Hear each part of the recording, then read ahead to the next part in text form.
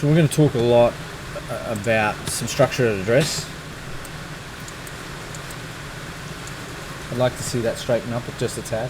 Now there's several different reasons why you're going to do that to start with. Society essentially, but you sitting behind a desk, you're going to be pretty developed. If you're surfing every weekend, you're going to be pretty developed through those muscles, and they're not going to be you're going to get pulled forward essentially. Internally rotate your shoulders and they're going to go forward. So in our game, because we've got so much rotational force pulling this way, we want those muscles to be working just a little bit more. Yep. We're also going to talk a hell of a lot about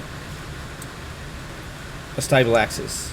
So simplified, sternum, belly button, staying on top of each other right throughout the backswing. On the downswing, that one will move that way just a tad, but that one will stay there. Okay? So as we start to take this back, we're going to see you move quite considerably. Yeah, right. Now, so you reckon that head should stay within that square? No question. No question. Because in 2/100ths of a second, it's got to get from here back down to here.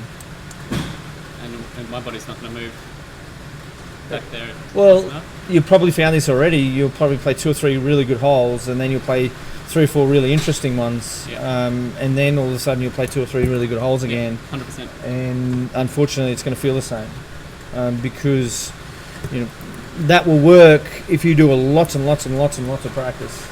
But if you don't, it's not going to work on a regular basis. So that's your consistency side of things. If you have a look over this side, you've actually let go of the golf club. So our wrists, from a biomechanical standpoint, our wrists only work to a certain point. Then once they get past that point, you'll actually start to let go with your fingers. So we want to try and get that a little less going on.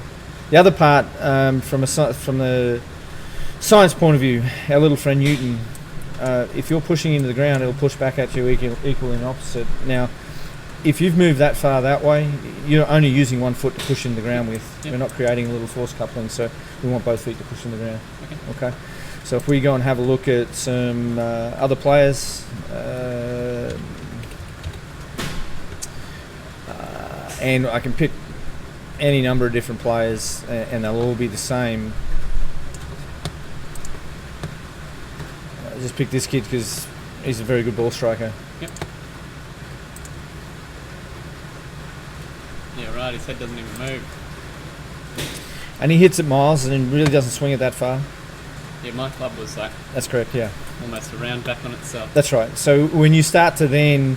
And I mean, there's lots of golf now that the US Tour's back and the European Tour's back. So you'll start to watch good players and they really don't swing it that far at all. We assume mentally that the length of backswing means the length of the shot that you're going to hit. Yep. But unfortunately, you're going to lose a lot of energy by the time you get from there back down to here again. What about how my leg's straight? Yeah, look, it'll straighten out a little, but it just won't lock out like that. Okay. And that'll get back to you losing so much pressure off this lead leg, this left foot. Okay, yeah. It'll lock it out and it'll load it up a bit too much. So then from there, you're going to really struggle to get back down from there and do anything. The top side of things, you're backwards and you're up.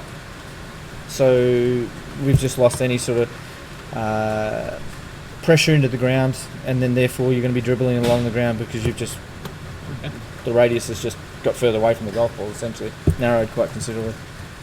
So we're just going to simplify the motion. So to start with, even with these guys, they're pushing against the ground the whole time.